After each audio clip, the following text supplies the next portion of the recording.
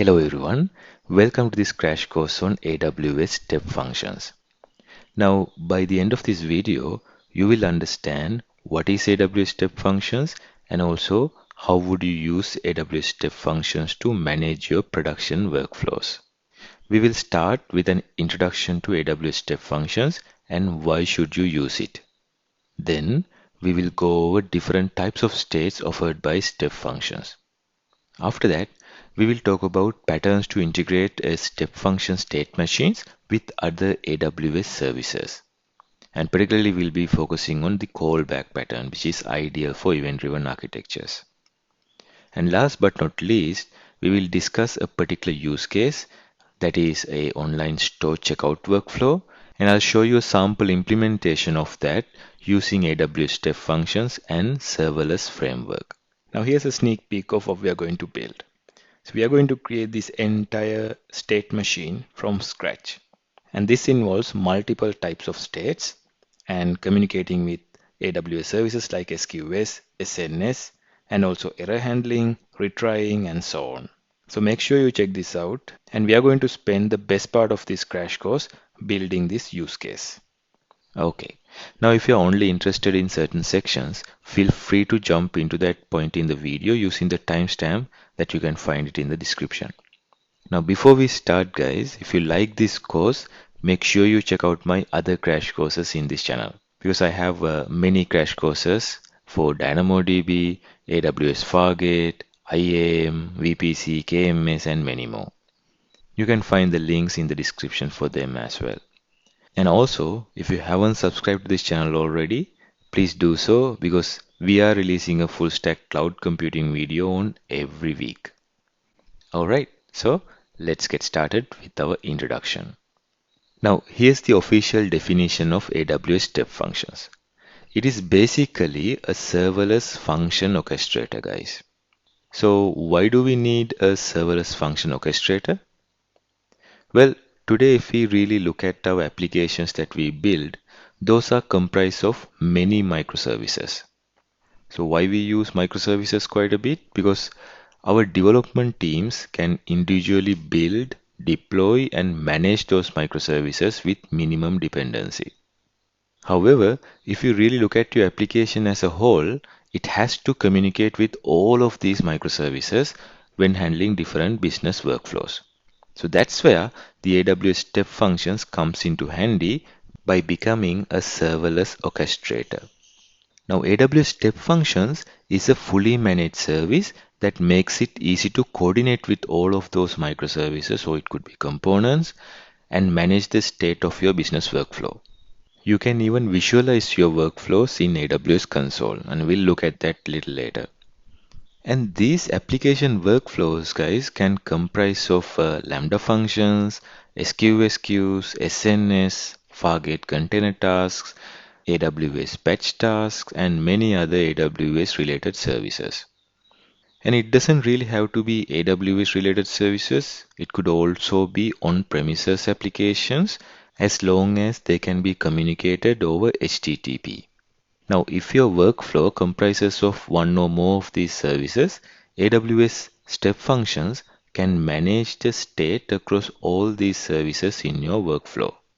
I know it's a lot of information, so let's break it down and understand it better. Now, have a look at this workflow of store checkout process. Now, this checkout process includes multiple steps: checking the inventory, billing the customer, shipping the product, and so on. Now, if these steps corresponds to different microservices, we can create a step function workflow and manage the state of an order that is being checked out from start to finish. Step functions can manage retry logics, failure handling, parallel executions, and so on. Now, for example, when you are billing the customer, if the billing doesn't go through on the first try, we can ask the step function to try 3 more times with exponential backoffs. And we can further instruct it if that doesn't go well, fail the process and reset any states that has been changed prior to that. Alright guys, now let's briefly go over these states that is offered by step functions and we will learn how to use them in combination during our use case later in this video. So starting with the start state, Now the task state is used to accomplish a unit of work, guys. Now, by the way, the state machine language is using JSON. So if you haven't written a state machine previously, so you can write it using JSON. And also if you're using the serverless step function plugin, you can of course use YAML as well. So why do we have to use JSON here? Because Amazon state language is a JSON-based structured language. And I'll post a link below so you can look at the whole language specification. So back to task state. So like I mentioned, it is used to represent a single unit of work. Now here in this example, it is calling out to a Lambda function, which is the hello world Lambda function. And after this Lambda function is completed, then it's going to call upon the next state. So that is denoted by next, so which is the after hello world state. Now, whatever the next state could be a task state or a choice state, wait state, or any other states that you have seen previously. Now, one other thing I want to mention here is that task state can have retries and also catch. So if there's any error in the Lambda function, you can use catch to catch the error and transition to a different state. And also you can use retries. So if something fails, you can retry it multiple times. So we are going to look at it when we are implementing our use case. Okay, moving on, we have the wait state. So as the name implies, it is used to wait. So you can specify how many seconds do you want to wait. So it could be second wise, or it could be timestamp. You can say until this state wait. So when you specify the time like that, the state machine will be on hold until such time. So likewise, you can post your state execution up to 1 year. And this is of course for standard step function workflows and not for express workflows. By the way, guys, we are not going to talk about express workflows here, only the standard workflows in this crash course. Okay, next there's this parallel state. So again, as the name implies, if you want to execute two things in parallel, then this is the state that you should use. Now have a look at this example. Now this example is going to look up some customer information. So here you can look up the customer by the address and also by his phone. So these two things can happen in parallel. So that's why here it is used the type parallel, and we are defining the branches, and in each branch you can define your different states that is associated with it. Have a look at this. Now, important thing to remember here is, guys, if one of the states in any branch fails, the entire parallel states fails. Next, we have the choice state. Now, this really corresponds to if, then, and else. So here, essentially, you can define the choices. Now, have a look at this example. Now, here it says if the value of the type attribute is equals to private, and it is not really, right? We have this not operator, and then the next state should be this public state. So this is one of the choices we have. And then you can see another choice. And here what it says is if the value attribute is present and value attribute is numeric and the value attribute is greater than and equals to 20 and also the value attribute is less than 30, then go for this state, value in 20s. Now you can see we can use these logical operators and, not, or, and so on. And here's the third choice of this choice state. If the rating value is greater than whatever the value containing in this variable, then the next state should be the start audit. You can see we can reference any other attribute as well using greater than path. Now, from where can you find this information? You can easily go to statelanguage.net/spec.htm, and there you will see all the logical operators and these keys like is present, is numeric, and all these options that you can use to build up a choice state. Okay. Next, we have the pass state. Now, this can be used to append new attributes to your execution state. Now, for example, let's say that you have some input to your state machine, and you can add multiple attributes to that input. Now, here, take a look at this example. As the first input for the state machine, there's this attribute, and here it is using a pass state, and it is attaching these two attributes, x datum and y datum, these two values, into the result path called $.codes. So what it does is Now this dollar represents whatever the input value that it currently has. So it is appending another attribute called codes or the coordinates. And finally, the result or the output would look like this. So the gear of will also exist. But apart from that, you will have another attribute, this codes. Now, if you don't specify any value but only leave with dollar, then the entire input object will be replaced with whatever the result attributes that we add here. We will look at this in more details when we are doing our implementation. Then we have succeed state. Now this is nothing but to successfully complete the state machine. And then we have the fail state. So this is to fail the state machine. And then we have the map state. Now map state is a little bit different than the parallel state. Now in parallel state, we are operating on a single input, guys. So let's say in the previous example, what we have seen, we are looking up a person. So we can looking up the same person by his email or phone or so on. But here, instead of one input, we can consider an array of inputs. Now have a look at this. This shipped is an array of 1, 2, 3, 4, 5 items. Now here in this case, we are going to validate this information in each item in this array. So we can do them in parallel using the map state. You can see this state is called validate all. And here we are defining an iterator, guys. Do you see this one? And for this iterator, we are passing the item path as $.shipped. So it can look up all the values inside this array and it will iterate over all the items in this array. So in each iteration, it will go over this state, that is the validate state, which is nothing but another lambda function to validate whatever the shipping information, I believe. And this happens in parallel, guys. But have a look at this. We are defining the maximum concurrency to 0. So that means it will happen one after the other. So if we set the maximum concurrency to here 5, then all 5 will start at once. But if it is 0, then one after the other. If it is 2, then 2 in parallel. I hope it's clear. Okay, now these are the main state, guys. Now one other thing I want to just briefly go over is the callback pattern. Now earlier I mentioned we can call out to different AWS services from inside a step function state machine. Now we can do it in multiple ways, guys. Now one of the preferred ways is using this callback pattern. Now imagine in one of the steps in our state machine, we want to put a message into SQS queue and wait until that message is consumed by a Lambda or any other service really. And once the execution is completed, then only we need to move to the next step. Now here we can use this callback pattern. That is nothing but when we are scheduling a task into the SQS queue, the step function will send a task token along with that message. So once that message is been executed, let's say a Lambda function went ahead and get the task and execute it. And once it is completed, it will again use that task token to send a message back to the state machine whether it is successful or not.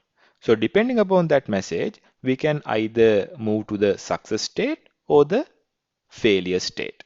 Now here the advantage is, guys, the state machine or the step function do not have to check the progress all the time. So once the task is completed, the Lambda will report back or the Lambda will call back. And that approach is highly scalable, particularly in event-driven architectures. And also, guys, apart from this callback pattern, and there's also another method called activity, which we are not going to cover in this crash course. And guys, if this callback pattern is not yet clear, don't worry, we are going to explore it more during our implementation.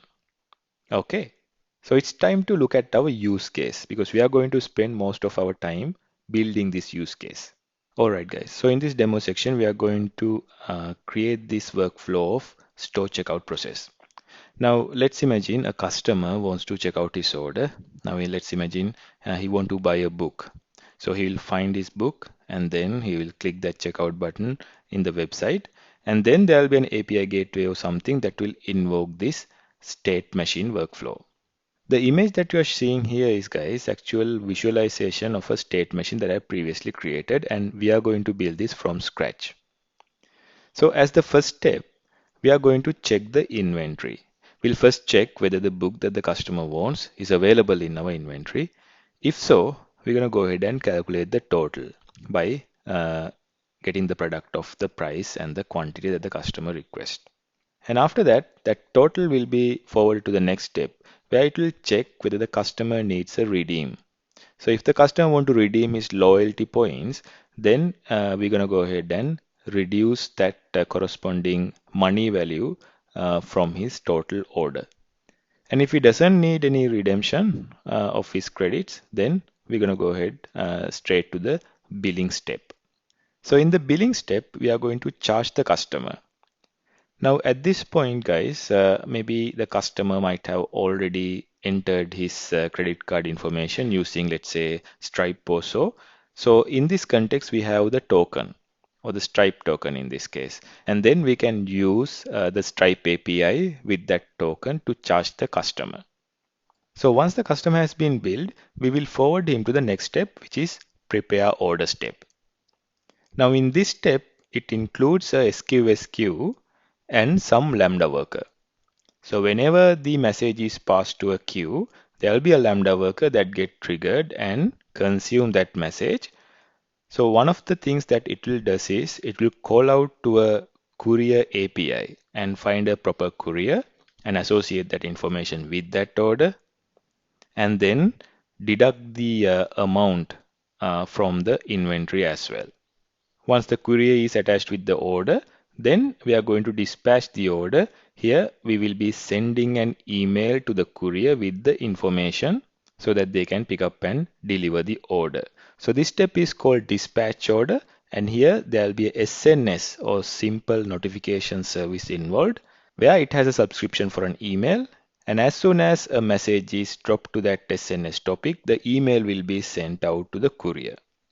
And finally, there will be another step which will inform the customer that the order will be dispatched to him maybe in 24 hours or so. So that is the happy path. But what if something goes wrong? For example, when we are checking the inventory for a book, what if that book is out of stock? Then we're going to have to throw an error saying that book is out of stock and end this workflow because we can't proceed. And what about the book ID in the order is not actually a correct book because anyone can manipulate the order and send it from the front end, right? So in that case, we're going to throw another error, book not found. So we catch that error and then we'll handle it and end the workflow. And next, when we are redeeming the customer loyalty points, what if something failure happens? Then again, we are going to throw catch that error and then handle it, redeem points error and end the workflow. Because customer is expecting to redeem his points, so we can't proceed it if we can't redeem his points really. And next, when we are billing the customer, what if something happens? We couldn't actually use Stripe SDK to charge the customer. So in that case, we again catch that error, billing error. But here we can't end it right away because we have already redeemed the points of the customer. So we need to reset that state. So that's why we are using this restore redeem point step. So it will restore whatever the loyalty point that we have redeemed in the previous state, and then we'll end it. And once the customer has been also charged, then what if something goes wrong in the preparation of order step? So in that case, we need to restore multiple states. So one thing is we need to refund the customer because we have already billed him. So we will refund him and then we will restore the quantity because we have reduced the quantity from our inventory. So we'll restore that quantity and then we'll restore the redeem points and then only we can end the workflow. So likewise, we are using this saga pattern to reset whatever the mutated states if something goes wrong as well. Now this is only a sample implementation, guys. So the actual store checkout process will include so many other steps. But this is a very good example that we can explore how we can use these different states and also communicate with AWS services like SQS, SNS, and so on, and also handle errors, doing retries and so on with AWS step function. So let's go ahead and start coding. Okay guys, so I open Visual Studio Code in an empty directory, and we're going to have to do some groundwork before we start writing our state machine. One thing is to install serverless framework. So if you haven't already, you can go to serverless.com and then install it. So I have already installed it. The version that I have is, let me show you. So it's 1.64, but they have the latest version 2 point something. You can use one of those earlier version, but I'll leave it as it is. And then I'll go ahead and create a serverless service. SLS or serverless create -t, and I will use AWS Node.js as the template to create this serverless service. As you can see, it has created three files: Gitigno, handler, and serverless YML. Serverless YML file has all the configuration. Let me take out all these comments. Sorry about that. So I took out all those initial comments. Now I have only service provider and the function sections.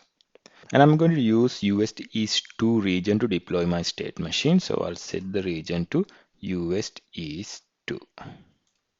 By the way, why we use serverless framework here is that it is one of the popular framework to develop serverless application. And now in order to create step functions, we have to use one of their plugins. So this is one of the community plugin. So you can go to this link. I'll put the link in the description. This is called serverless step function. And there's a big documentation on that, even how to install it and so on. And you can also visit the GitHub repository. Here we go. And it has a similar documentation. So first, let's go ahead and install this plugin. By the way, we are using npm, and prior to installation, let me initiate a npm project. So I will do npm init-y. So I'll have a package.json. Here we go. And then I will install that plugin as a dev dependency. So let me just copy exactly what is here and paste it. Okay, now it is added as a dev dependency. Now we can reference it within our serverless YAML file. So how we do that? So there's this separate section called plugin. So I'll add it right here. And I will add that as an array item, serverless step functions. It is functions, not function. Yes. Now I can use a specific block that is supported through this plugin. And that block is called step functions. So without any typos, let me quickly copy this one. So this is that particular section, step functions. And then there's another key called state machine. And then I have to define the name of my step function. So let me copy all these three lines, and here I'll put it here and save it. Be mind about this indentation. So here, step function, state machine, and I'll name my step machine as store checkout flow. So my state machine name is, or the logical name is this. So to give it an actual name, I'll use this name attribute and I'll put the same name here. So I will see the same name in my AWS console. And then I should start with the definition block. So this is where we are defining our state machine. So this block is called definition, in fact. I'll take this functions block out as well. I'll put it up here because we are going to have some functions. So in my step function definitions, I first have to tell what is the starting state, and that is being defined by start at attribute. So this is my starting state. So as you can remember, we are going to start by checking our inventory. So let's add that state. I will just say check inventory. Save it. Okay, now we have to define these states. So there's another attribute, and that is states. And under states, I'm going to define this state. So we are going to start at this particular state. And now I can further define what is this state about. So what can I define? Okay, first I have to define what is the type of the state. You learned there are about 8 types. So in order to check the inventory, it is unit of task, right? So it could be a type of task. So this is a task type. Now this task is going to be a Lambda function. So I will define the resource. So in the resource, I can define the logical ID, the ARN of my Lambda function or Amazon resource name. So how can I get the ARN? Well, I can manually copy paste the ARN here, or else I can logically reference it thanks to serverless framework logical references. So here I'm going to create my first function, which is nothing but check inventory. Check inventory. And then the handler, so I will just add the same name here. So handler is where we are putting the code for this particular Lambda function. So I can add the code for the check inventory in the handler file. You can see there's already a one function that has been exported. So that is hello, but I don't want hello there. I need handler.check inventory. Remove any code that is here. We'll add this code later. Now when we are doing serverless deploy, it is going to create the Lambda function. And here in our step function, we can reference this Lambda function. Let's do that. I'll hit enter, and this is fn for function, get attribute, get att. I need to get the name, logical name, and then I am referencing the ARN of this Lambda function. Now you can look at the plugin documentation, and here also you will see how to do that. Now this is our first state, checking the inventory, and that is a type of task, and that is a Lambda function. So let's look at our state diagram again. And once we check the inventory and know there's stock available, then we can go ahead and calculate the total. So our next state has to be calculate total. So let's add that. It is next, and state name is calculate total. So now we need to define that state as well. Make sure to adhere to the correct indentation. So let me put that state here. So this state is also of type task.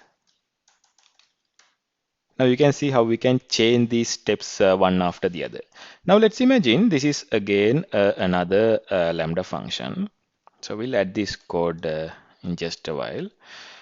So let's call this Lambda function, not check inventory, calculate total.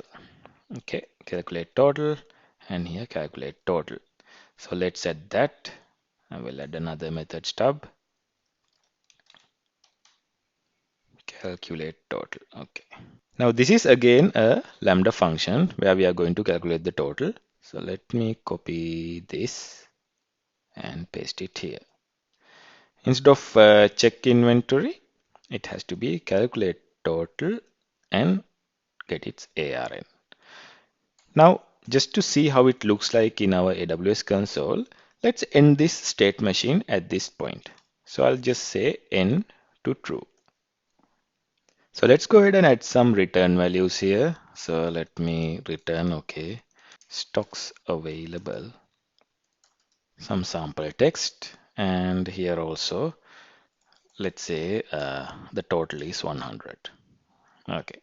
Now let's go ahead and deploy this guy so we can see how it looks like in the AWS console. So I'm going to use SLS deploy, and that is going to create the deployment package, the CloudFormation, and deploy it to AWS. Okay, it is done. So let's go ahead and check how it looks like in AWS console.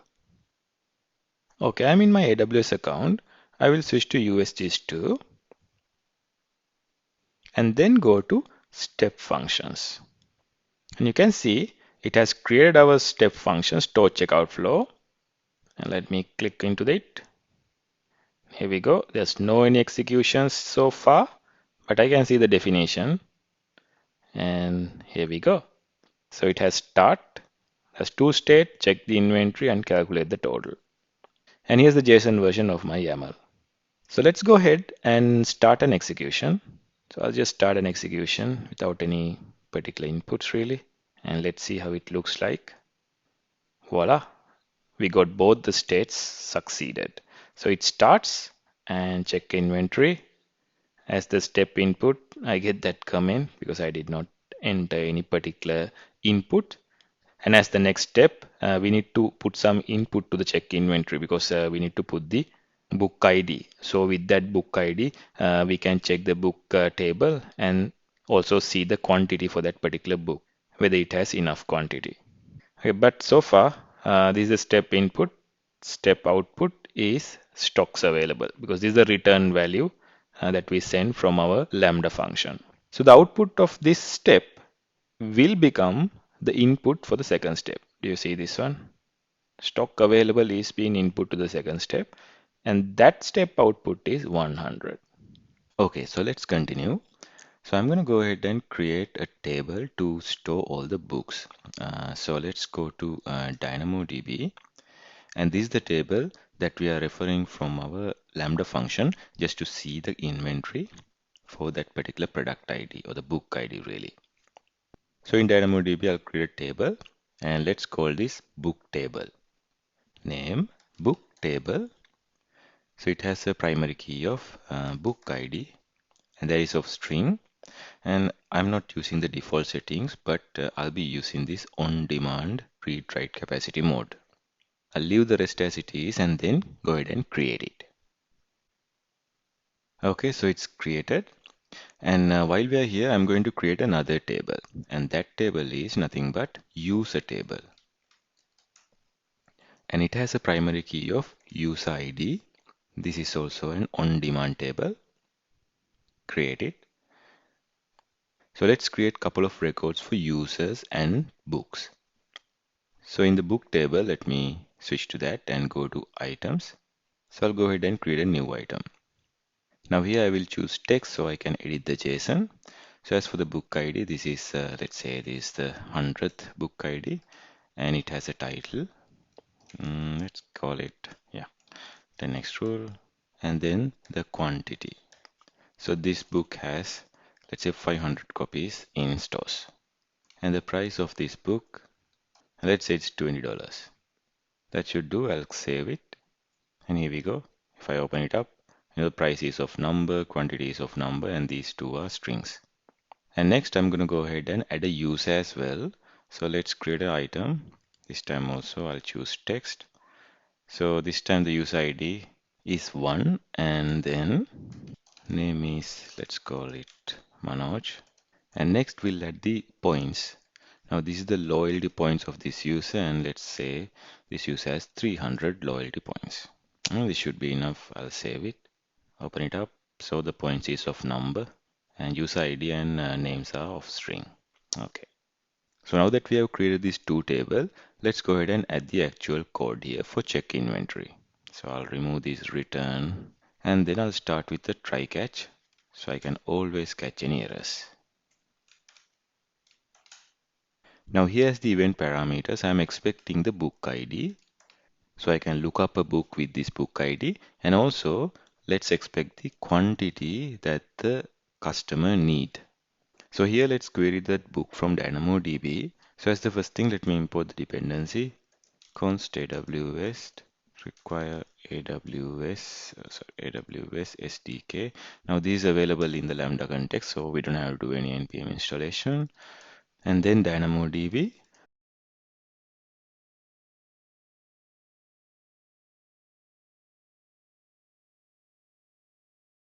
Then we are going to use the other client, that is document client. It has easier syntax. So that is coming from dynamodb.document client. I need to specify the region and the region is US East 2. Now I can query the book information here. So I can use get or query. So let's use query. So let me construct the parameters first. So first the table name and that is of book table. Then the key condition expression and this I have to include the hash key or the primary key and let's have placeholder value. So as the expression attribute values or the placeholder values. So this placeholder, let's set the actual value here and that is the book ID. Okay, now I can query the DynamoDB table, result, await, document client dot query, and I will include these parameters, and then I will promisify it so I can await it really. Now this query returns an array. I can use get as well, but let's get the first item of the array, that is result dot items, and the first item, and this is our book. And if this book is available, let's pass quantity and the book, and then we are going to return the book. So let's add this method, is book available, right up here. I'm getting the book and the quantity. So I'm going to return true if book.quantity minus quantity, this is the quantity that the customer requested, is greater than 0. And this is the quantity that exists in our stores, and we are reducing the quantity that the customer requested. So if it is greater than 0, that means we can proceed with the order. So that's why I'm returning the book here. Else, however, that means we don't have books, so we can return an error.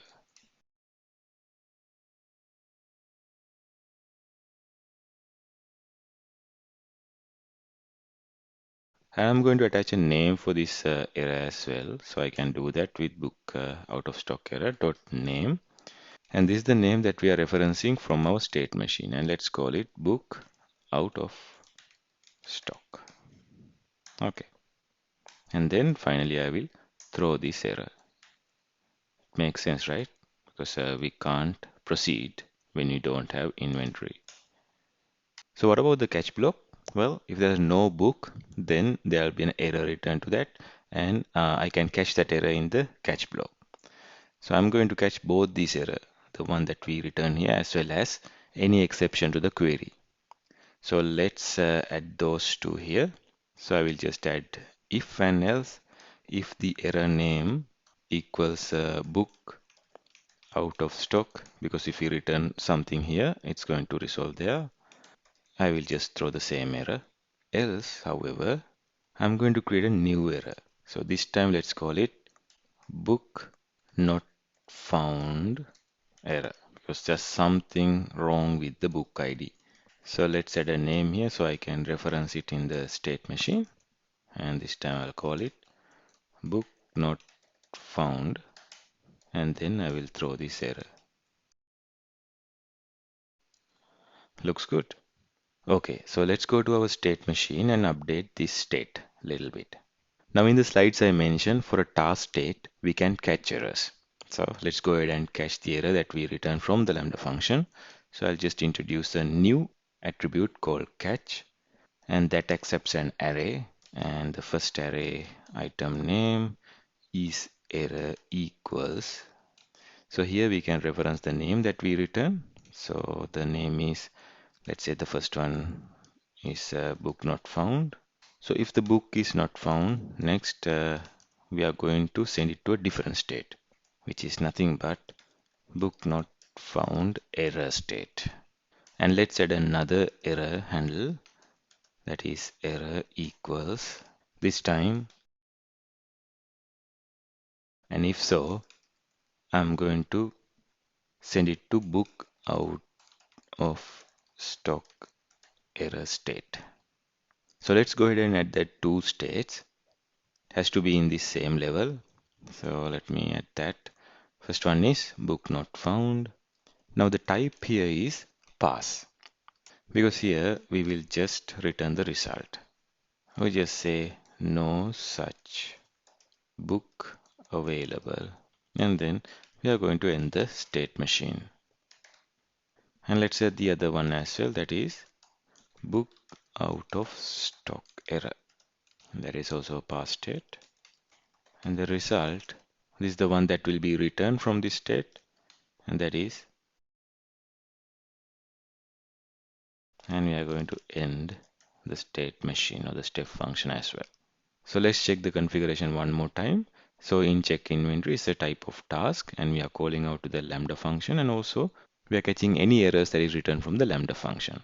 Now if there's no any errors, we are moving to the calculate total state. Otherwise we will either go to the book not found error or book out of stock error states. So let's deploy this.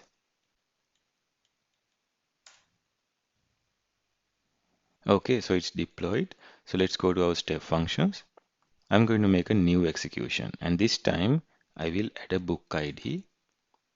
The ID that we have added is 100, and let's add a quantity, and let's say it is 30. And I will start the execution. Well, it ended in book not found error. So let's see what happens. So as the steps, we get the book ID and the quantity. As the output, well, I get an access denied exception. Well, I haven't provided the permission. So let's provide the permission so that step functions can call out to the DynamoDB. So here under provider, I will add IAM role statements and then effect allow action DynamoDB. Let's give it star. That means all the actions. Resource. So here let's add the resource ARN of the book table overview, and I can just get the ARN here, paste it here. And also I will add another item in the array, and this time it is user table. So here it will give the permission to call both these tables. Deploy that. Okay, so it's deployed. So let's go and execute it one more time. Yeah, it worked. So it started as for the check entry. These are the input and the output is this. So it queried correctly from our DynamoDB table, and this is the return book. Now this return book is becoming an input to the calculate total,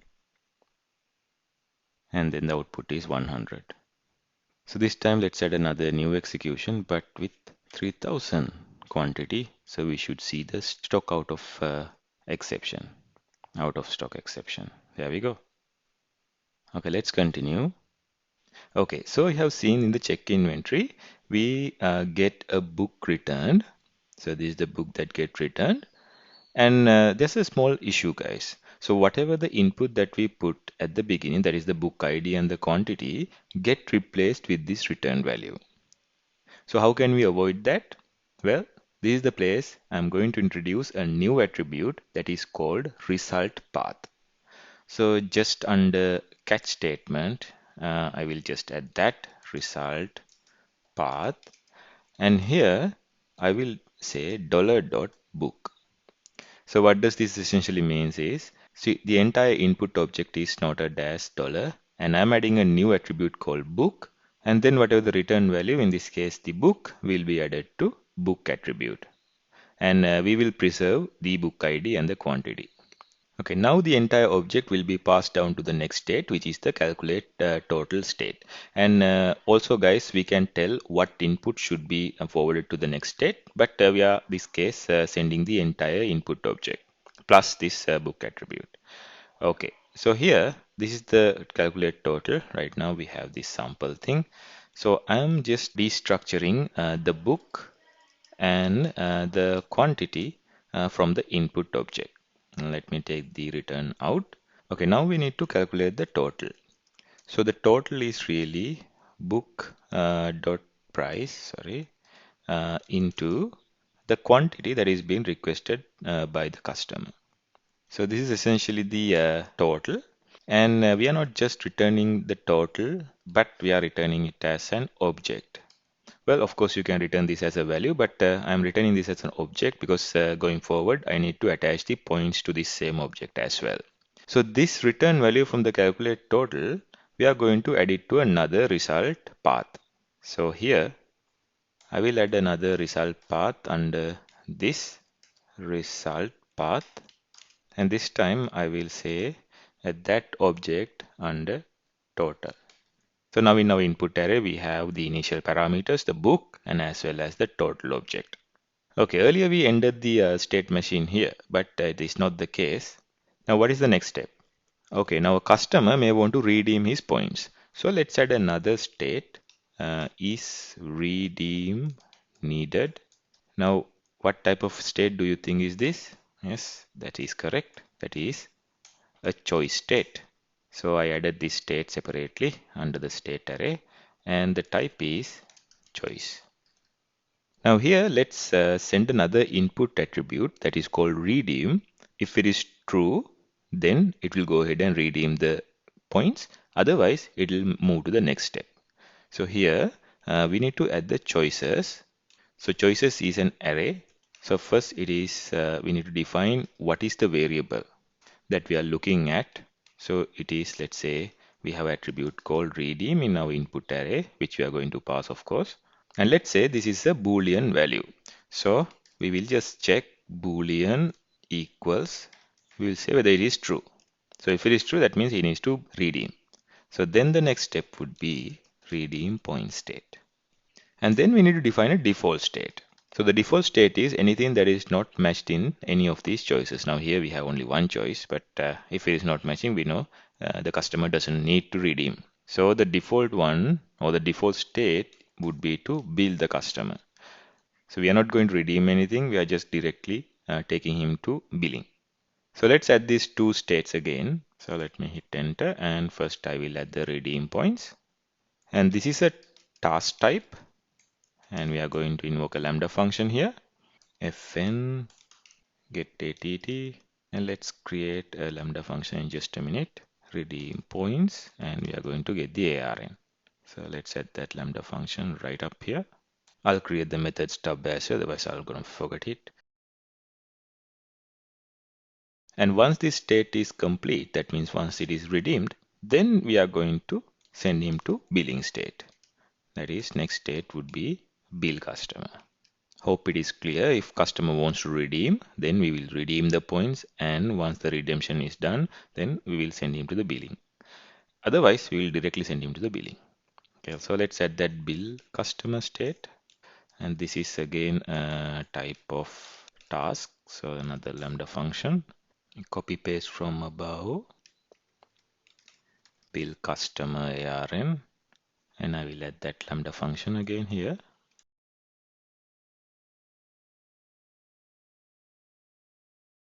Once the customer is billed, then next state would be to prepare the order. So I will add prepare order.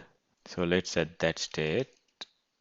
And this is also a type of task. So once the billing is successful, the next step would be to prepare the order. Prepare order state. And we're not going to add it just yet. We'll add the implementation first and then come back to here. So first let's add the implementation to redeem points. This one. Now, in order to redeem some points, we need to get the user ID as well, because when you have the user ID, I can look up that user table and see how many loyalty point that he has. So we need to send this as another input really. Apart from that, I will get the total from the input object. So let's get the order total from the total object. Total. And then I will do try catch. Now, in order to redeem points, first we need to get the loyalty points from the user. So let's query the user table.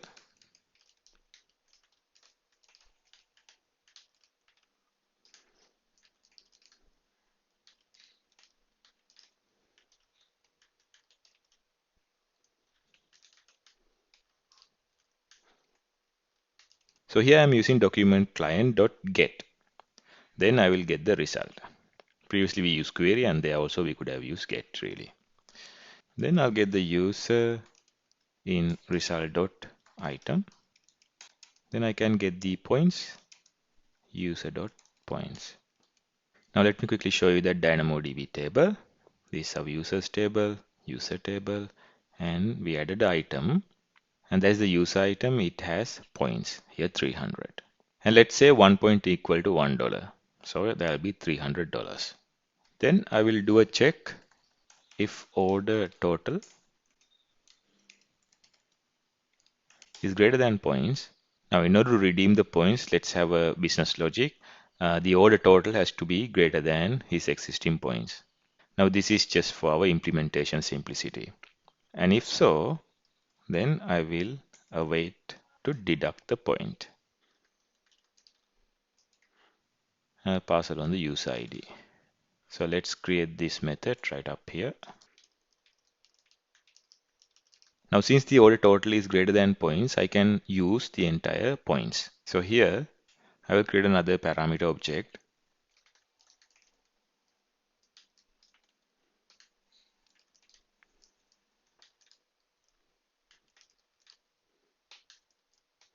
Now I'm going to update the current point count. So I need to set it back to 0 because we are going to use the entire thing. Update expression. So I'm going to set points equal 0. So this colon 0 is actually 0. Okay. Then I will use document client dot update and the params. Then let's promisify it, get the promise and await it. Now after that I can really reduce the points from the order total. And finally, we are going to return some value, actually an object. So the new total is order total, and also I am sending along the points as well. So why am I attaching the points into my input object? This is basically to reset this point at any point in time if some failure happens. So I can directly access it in the object itself. So one thing to remember, this input object, we can pass it along to all the steps really. So if the order is less than the points, I will throw a new error. And finally, in the catch block, I will throw whatever that error is. Now here, unlike in the previous case, we are not defining the error names or anything because we are going to add some general error handling, not anything specific, just like before by using the error names. So how can we add some general catch? So here we'll add the catch attribute again, error equals, and this time without giving a particular name for the error, I'm using states.all. Now this will match with all the errors. And the next state is redeem points error. So let's add the redeem points error.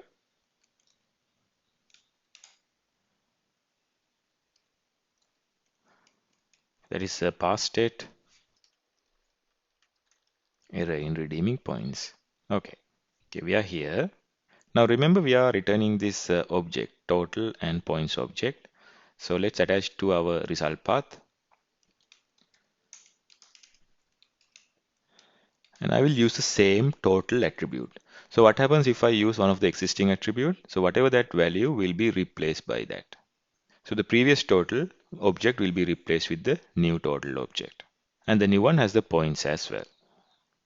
Well, the next state is the bill customer state. So let's go and add the code for this. We created an function and the code is here.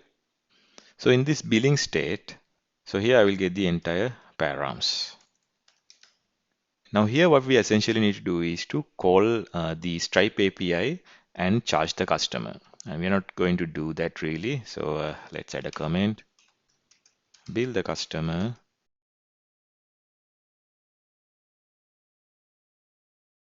So of course from front end you can pass along the Stripe token and you can inject it into the state machine as an input parameter and we can use that one to really charge the customer.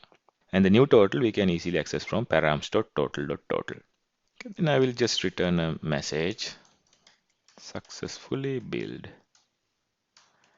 Now I need to add another result path because otherwise this is going to replace our entire input object. So let's come here, result path, billing status. Now what if there's something wrong with the Stripe API? That means the very first time we tried to charge the customer, it didn't work. So of course we can try a couple of times. So how can we do that? And this is the place I'm going to introduce you to retry. So here I will add something called retry. And I can retry if there's any error occurs in the Lambda function. So again, error equals.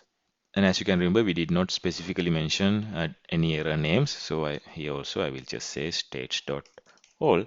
For any errors that occurs, I will do max attempts to 3. any errors that occurs, it's going to attempt at least 3 times. And even in the third time it didn't work, then let's add the catch statement again. So errors equals, again I will catch any errors. And the next state would be billing error. Now let's add the billing error state. This again type of pass, and the result, let's call it billing error. And we're not going to end it right here because if you can remember, when we get this billing error, we have already reduced the loyalty points from the customer. So we have to restore that. So instead of ending it, I will have a next state, that is restore redeem points. So let's add that state, restore redeem points, and this is of a task type, and the resource is, let's say, fn get att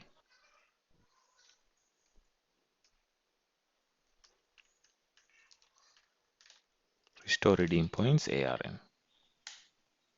And so once it is completed, we are going to terminate the state machine because we successfully restored the redeem points. So let's add that function right here.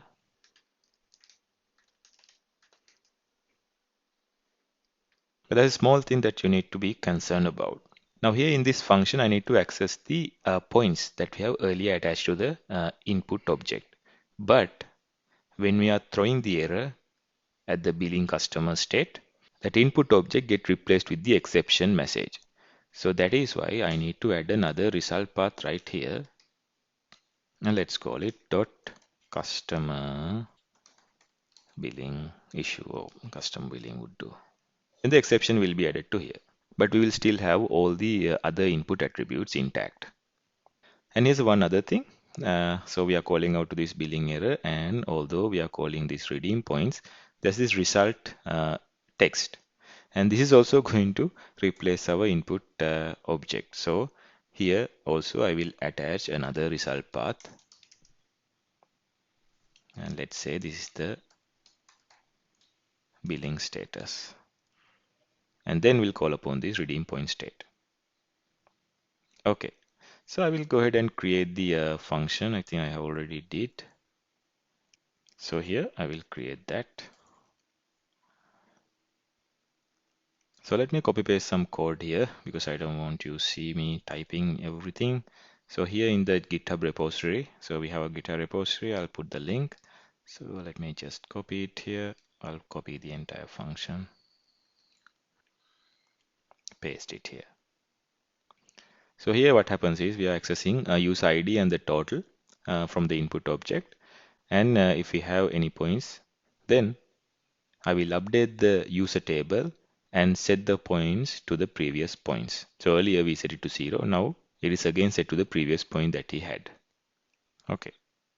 So once the customer is properly billed, the next state would be to prepare the order.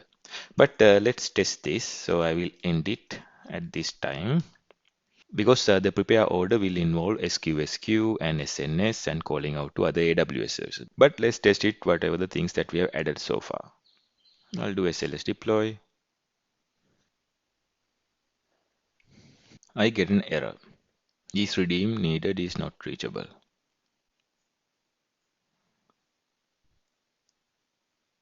Well, that is of course correct because this should be next, not end.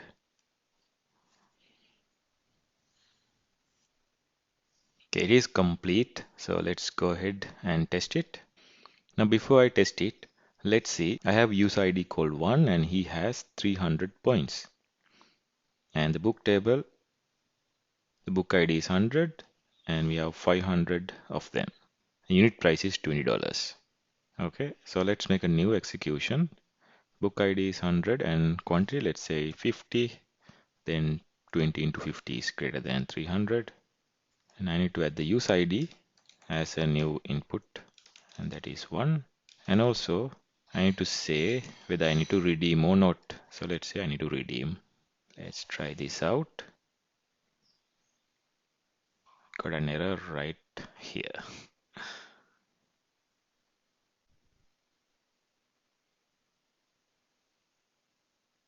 Await is only valid async. Okay, let me see. I think I have forgotten to put async. Yeah, here for the deduct, it has to be async.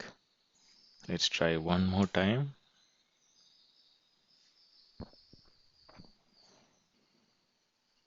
Trying that again. New execution. So I'll start the execution with the same inputs.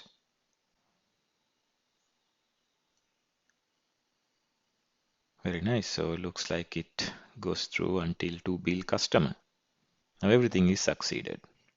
Let's check the inputs. So from start to inventory, inputs are these, and the output, we attach the new book object, and that become the input for calculate. Here we go. And the output, so we have this new total is attached to it after calculating the total.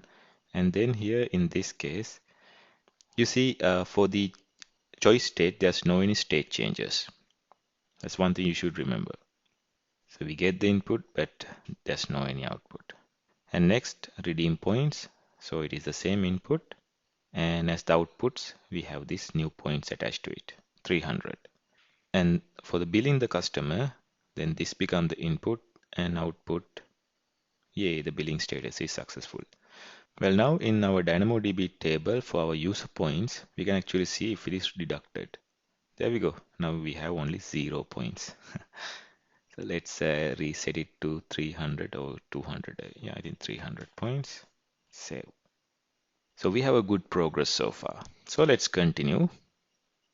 Now once the custom is properly built, we are not going to end it right there. So we will go to the next state, that is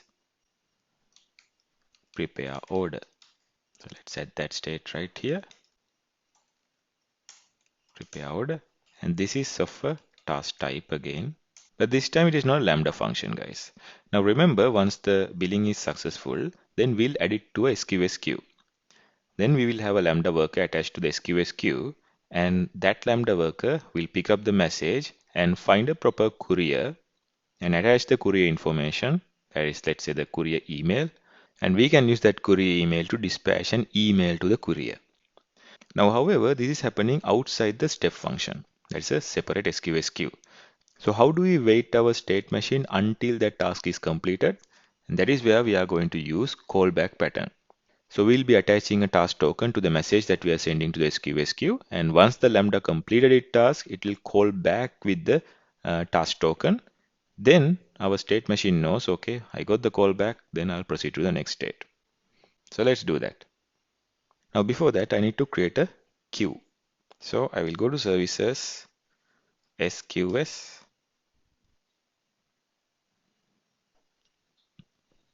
create a queue, and this is going to be a standard queue. And let's call it orders queue. I'll set the defaults and create the queue. So in my YAML file, then I need to associate the resource name. Now this resource name is not the queue ARN, but this is particular new resource name that is specific for step function. So that is ARN AWS states SQS send message. Yeah, so this is the resource, and we are going to add a suffix called wait for task token. That is wait for task token. Now if you don't add this one, it's not going to wait. So make sure you add that. And then we have the parameters. So in fact, I will copy it from my GitHub repository. So this is it, parameter section. So I need to associate the queue URL. So let's copy the queue URL, which is this.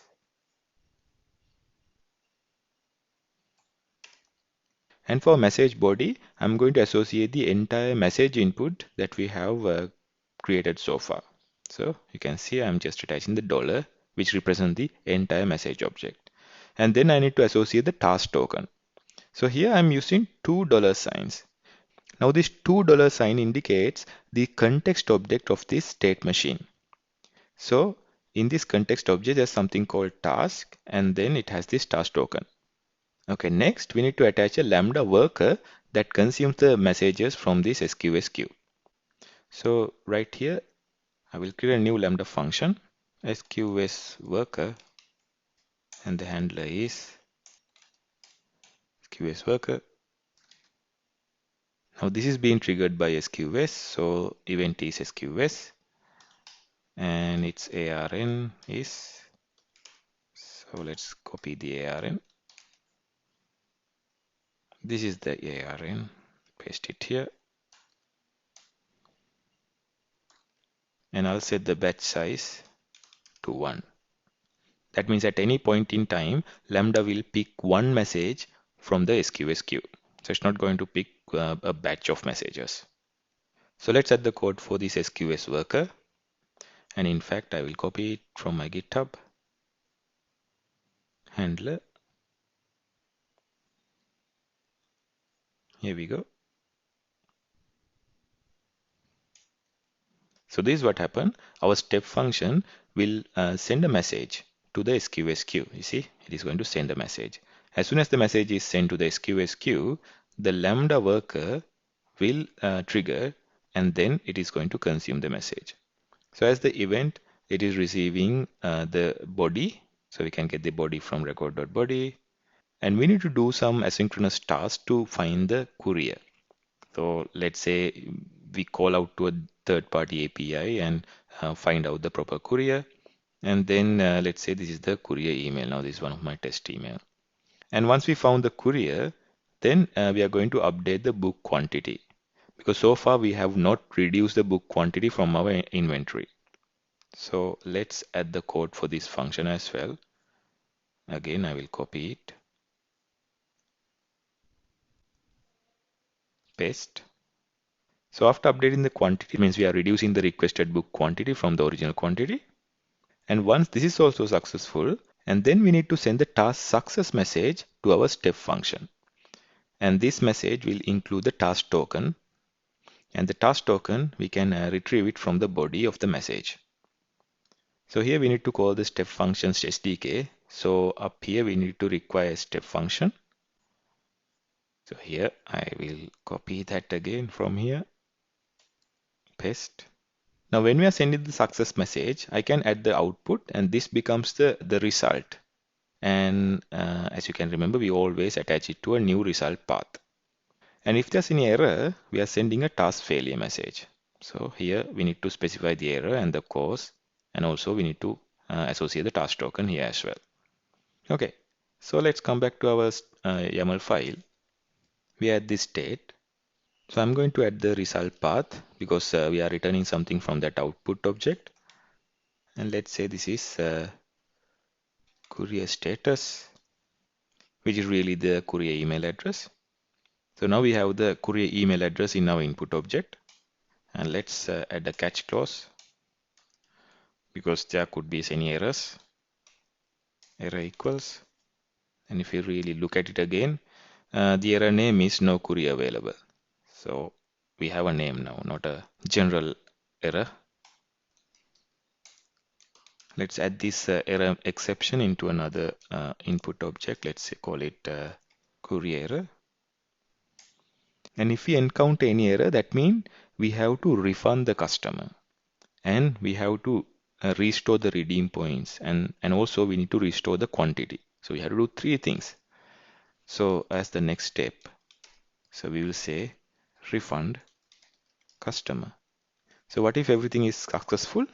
Then the next step would be to dispatch the order. Let's add these 2 states as well, starting with refunding the customer.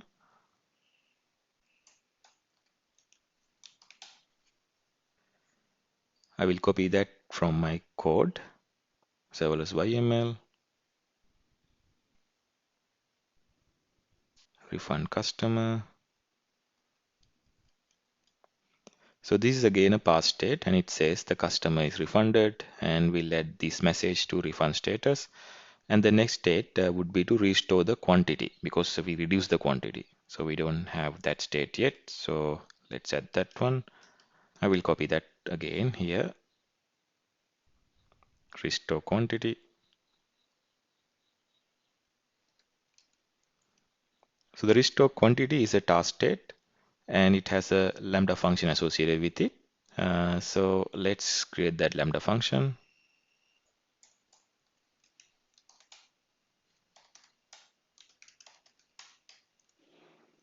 Let's add the code here.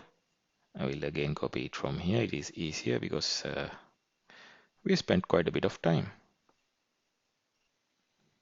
Here we go. Copy that and paste it. So this is the restore quantity. So restore quantity is nothing but we are getting the book ID and the quantity from the input object.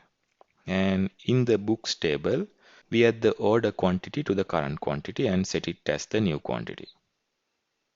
And finally say quantity restored, and that is the value we'll set it as the quantity restore status. Now once the quantity is refunded, the next state would be to restore the redeem points, which we already have a state and we added the code. And then finally we'll end it. And by the way, the refund customer, I just added a text message call. Customer is refunded. Ideally, this has to be another Lambda function that call out to Stripe API and refund the previously charged amount. Okay. So let's get back to our prepare order. So we handle the refund customer if any error occurs. Then the next state would be to dispatch the order. So let's create that state as well. And I will copy it from my code. So this is the dispatch order, and once the dispatch order is complete, then it would be the dispatch state. So I'll copy both these states really. Paste it in. Okay. And dispatch order, nothing but another task type. And this is not a Lambda function. And this time we are calling out to a SNS topic. And do you see there's a new specific resource type, ARN AWS state SNS publish. So we are publishing a message to SNS topic. So to what SNS topic are we publishing it? So that's where we need to define the topic ARN under parameters. So this is the one that I previously created. So let's go ahead and create a new one. SNS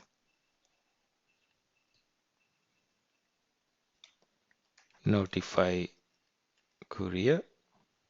This is a standard one. Notify courier. And I'll just create that topic. Okay, then I'll copy the ARN and replace it here. Now as the message body for this, we are again going to send the entire input object. Now when we are passing some dynamic value like this, we need to attach $$ here. Otherwise we can just say message and then some static information. So here in the SNS, let's create a subscription. And this subscription will be of email. Now here this would be an email of the store manager. And I'll create the subscription. So I'll click here again. Then I should see the pending confirmation. So I have to confirm it. And let me go ahead and do it. So there'll be an email sent to this email address. Yeah, that is done. And let me refresh and let's see. It should say it is confirmed. There we go. So it is confirmed. So now I can send any message to this topic and there will be an email sent to this email address with the message body. And after that, the store manager can coordinate with the courier and dispatch the order. So next step would be the dispatch, and it just says it's a past state. Your order will be dispatched in 24 hours, and then we will end the workflow. Before we deploy this and test, guys, we need to add additional permissions. So let me go to my GitHub repository, copy these three and paste it. So the first one is allowing SNS. So our Lambda functions can call out to a SNS topic. Then I have another one for SQ, all the actions. So our orders queue. Actually, is this the orders queue? Yep. And let me actually copy paste the ARN again. And the SNS topic ARN as well.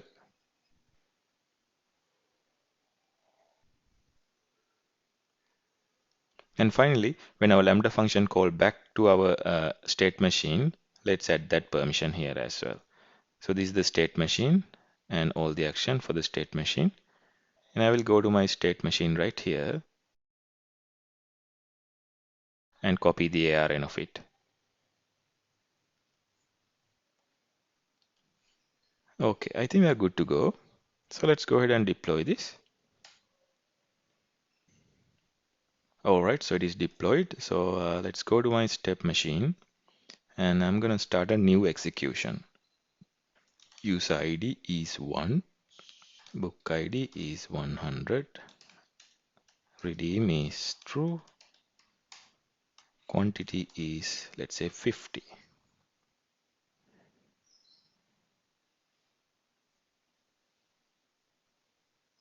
So it is at this prepare order step. Everything up to here is successful. Alright, so everything is now successful. So I just received the email as well. Let me show you. And here we go. This is the email I just received. So here I get all the information in the message body, including the courier email address as well. Alright, so this is what I want to show you guys. So you can actually play around and see how the refund happens, restore happens, and so on. But I'll leave it to you guys. You can find the code in the GitHub repository. I'll put the link in the description. So as a final note, if you are concerned about the pricing, I'll put a link to the pricing page as well. Thank you everybody for watching this long course, and I'll see you in another video.